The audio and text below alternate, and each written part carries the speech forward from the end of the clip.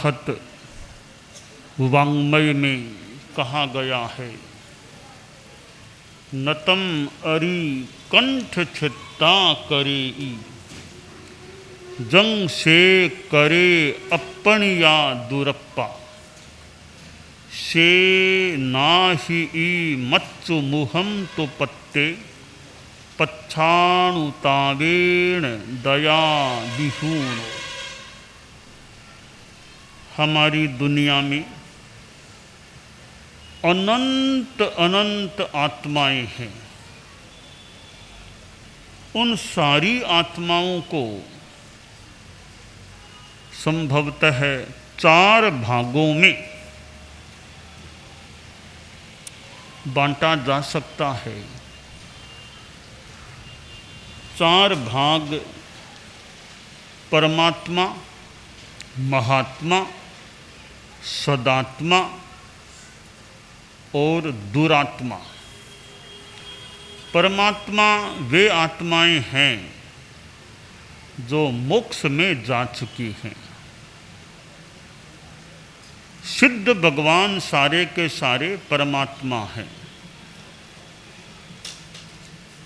और हालांकि केवली हो चुकी उन आत्माओं को भी कोई किसी दृष्टि से परमात्मा माने तो मान सकता है, परंतु सिद्ध भगवान तो परमात्मा हैं ही।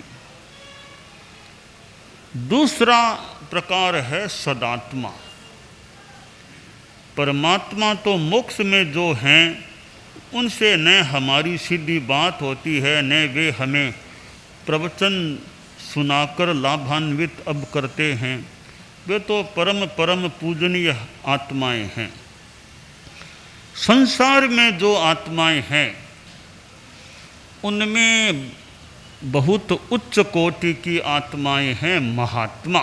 जो महात्मा है यानी 6ठे गुणस्थान से लेकर 14वें गुणस्थान तक के सारे जीव तात्विक दृष्टि से हम कल्पना कर लें, वे सब महात्मा इन साधु हैं। 6ठे गुणस्थान से 14वें गुणस्थान तक के सारे जीव साधु हैं। हम साधु को महात्मा कह दें। तीसरा प्रकार है सदात्मा। सदात्मा हैं जो साधु तो नहीं हैं, अच्छे लोग हैं, अच्छे जीव हैं। यूँ मान लें कि साधु के सिवाय जितने भी सम्यक दृष्टि जीव हैं उन सम्यक दृष्टि जीवों को और यूँ व्यवहार में जो सज्जन लोग हैं, भले लोग हैं, वे सदात्मा हैं। और चौथा प्रकार है दुरात्मा। तात्विक दृष्टि से जो पहले गुणस्थान में हैं वे सारे दुरात्मा हैं, अथवा जो हत्यारे हैं, डकैती करने वाले ऐसे जो मनुष्य हैं वे इस दुरात्मा की कोटि में संभवतः लिए जा सकते हैं। तो परमात्मा, महात्मा, सदात्मा और दुरात्मा 4 प्रकार आत्माओं के 4 विभाग यूँ हो सकते हैं।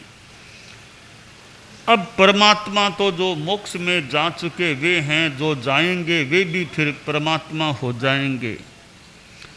और महात्मा बनना सबके लिए संभव न भी हो। साधु दीक्षा लेना कठिन काम हो सकता है। धन्य हैं जो साधु बन गए हैं। संस्कृत में महात्मा के लिए कहा गया है कि मनस्येकम वचस्येकम वपुष्येकम महात्मनाम। महात्मा होते हैं उनके मन, वचन और शरीर में एकता। जो मन में है वो वाणी में है, जो वाणी में है वो आचरणों में है। दुरात्मा के लिए कहा गया मनस्यन्यत वचस्यन्यत वपुष्यन्यत दुरात्मनाम। मन में कुछ, वाणी में कुछ करते कुछ, यूँ विषम बाधिता है कथनी करने में, चिंतन में, वे दुरात्मा लोग हैं। तो आप लोग जो गृहस्थ हैं वे मान ले महात्मा तो यूँ है नहीं, जो साधु नहीं हैं वे गृहस्थ हैं। अब उन गृहस्थों में दो प्रकार के मनुष्य हो सकते हैं, सदात्मा और दुरात्मा। संस्कृत में एक श्लोक है, विद्या विवादाय धनम मदाय शक्ति परेषां परिपीडनाय खलस्य साधोः विपरीतमेतद् ज्ञानाय दानाय च रक्षणाय।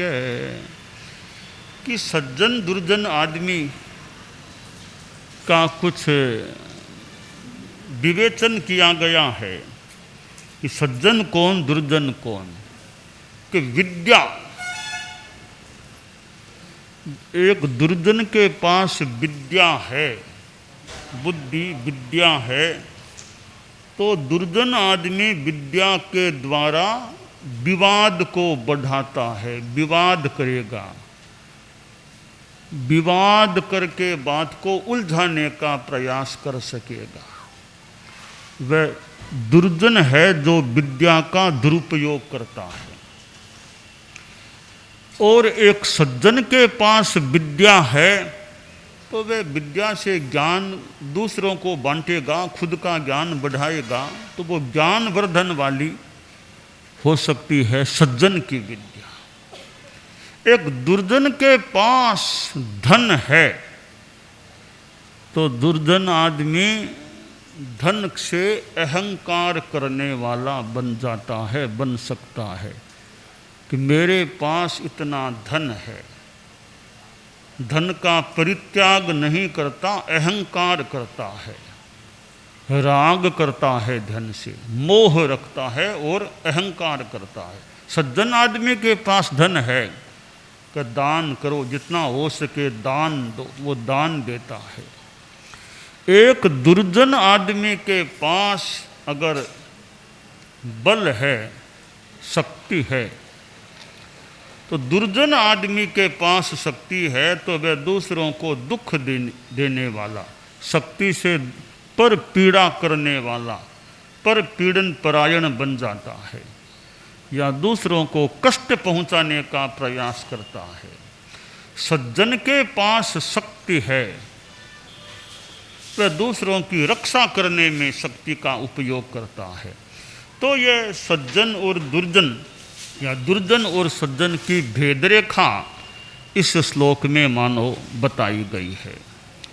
शास्त्रकार ने कहा है कि एक शत्रु है कोई आदमी का, वो शत्रु गला काट देता है, जो उसका दुश्मन है उसका गला काट देता है। गला काटने वाला, कंठ छेदन करने वाला दुश्मन भी उतना नुकसान नहीं करता जितना नुकसान खुद की दुरात्मा बनी हुई आत्मा करती है। क्यों? कि कोई कंठ छेदन करने वाला है, गला काटने वाला है, गला काट भी देगा, मान ले एक जीवन का नाश कर देगा, उससे ज़्यादा क्या करेगा। पर खुद की दुरात्मा बनी हुई आत्मा है, वो तो कई जन्मों तक परिभ्रमण कराने वाली बन सकती है, कष्टों में डालने वाली बन सकती है।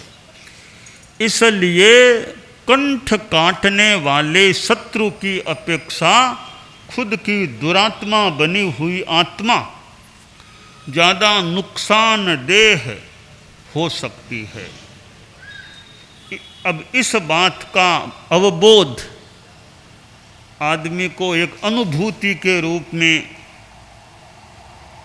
एक सचेतनता के रूप में हर समय न भी हो, जब मौत निकट दिखने लगती है तब आदमी पश्चाताप करता है। कोई अरे मैंने पाप किए, धर्म तो किया नहीं, अब मेरा क्या होगा, सोया में नरये ठाना, अब मुझे नरक में जाना पड़ेगा, तो अब मेरा क्या होगा। कि यह पश्चाताप किसको हो सकता है? जो दया विहीन होता है, धर्म का आचरण करने वाला नहीं होता है, पापात्मा होता है, उसको इस प्रकार का पश्चाताप करना पड़ सकता है। तो यह एक सुंदर संबोध मानो दिया गया है कि अपनी आत्मा को दुरात्मा मत बनने दो। अगर दुरात्मा बन गई तो उसको हटाओ वहाँ से, दुरात्मा से सदात्मा बनाओ। पवित्र आत्मा सज्जन रूप में बनो। सज्जन बनने के लिए आदमी को हत्या, हिंसा, झूठ, कपट, डकैती, चोरी आदि आदि फालतू लड़ाई झगड़ा, इन चीज़ों से बचने का प्रयास करना चाहिए। सज्जन, सज्जन का मतलब क्या? सत जन, सत जन, सत यानी अच्छा, जन यानी आदमी। तो अच्छा आदमी है वह सज्जन है। दुर्जन, जो खराब जन यानी आदमी, खराब आदमी है, खराब लोग, खराब आदमी, वे दुर्जन। तो दुर्जन नहीं बनना चाहिए। दुर्जन है परिहर्तव्य, दुर्जन की कोई संगति भी नहीं करनी चाहिए। तो शास्त्रकार ने जो बताया है कि दुरात्मा वो ज़्यादा खराब है।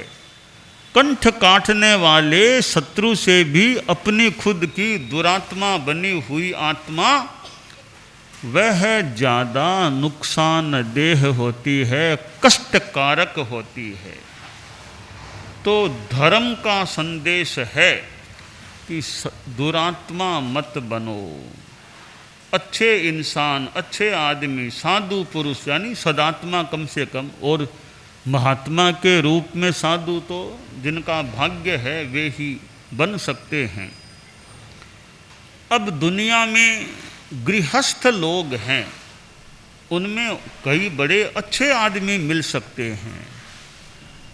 अब श्रावक हैं, कई बड़े जो त्यागी, प्रत्याख्यानी, धर्म के प्रति श्रद्धा रखने वाले, अहिंसा का यथासंभव ध्यान रखने वाले हैं।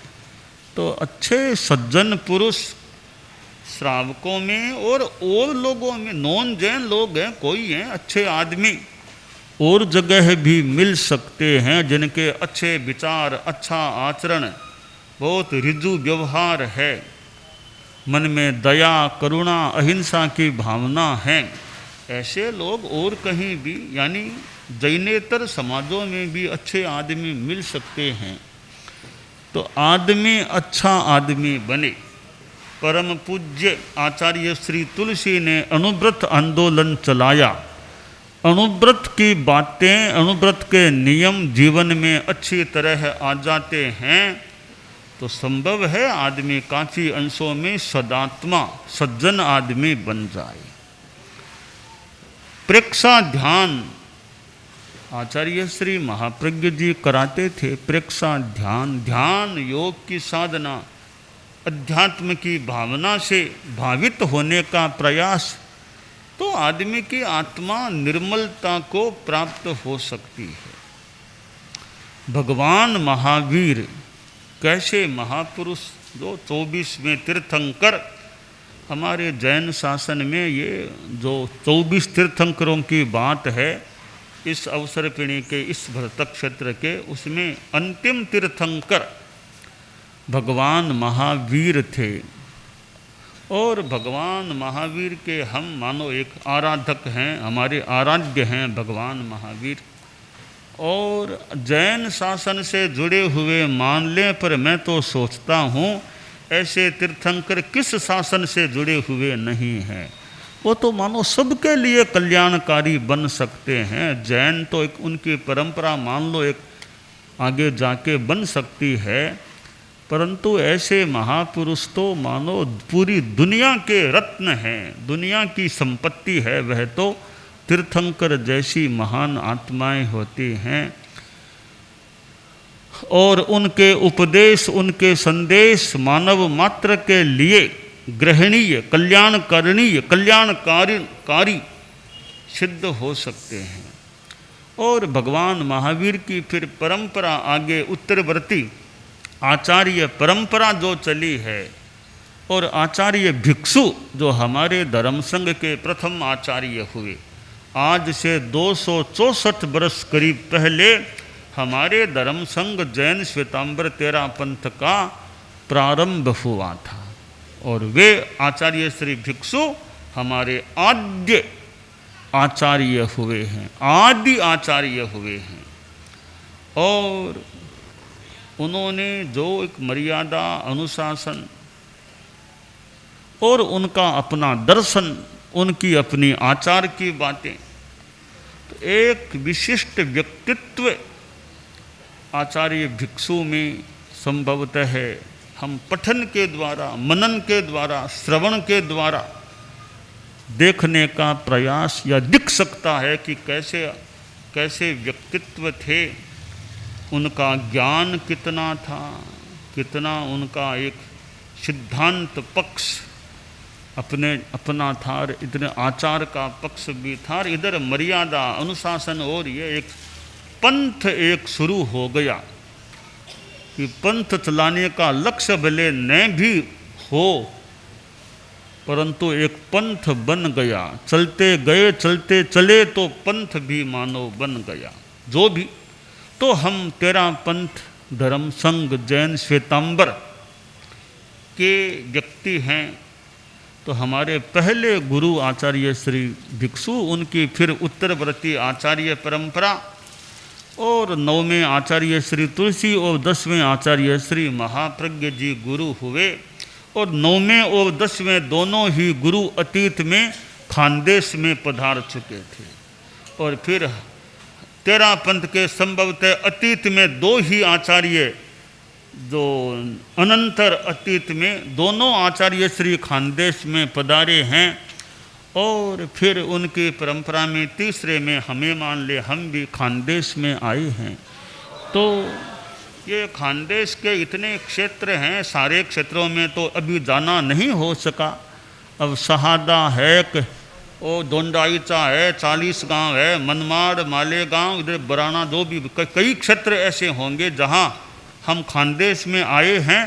तो उन क्षेत्रों में समयाल्पता, समय की अल्पता होने के आगे चतुर्मास निकट आ रहा है, तो इसलिए उन सब क्षेत्रों में नहीं जा सके। फिर भी कई क्षेत्रों में जाना हो भी गया, और कुछ क्षेत्रों में आगे जाना होना, धूलिया, साकरी, पिपलनेर आदि कुछ क्षेत्रों में फिर आगे जाने की अभी संभावना है।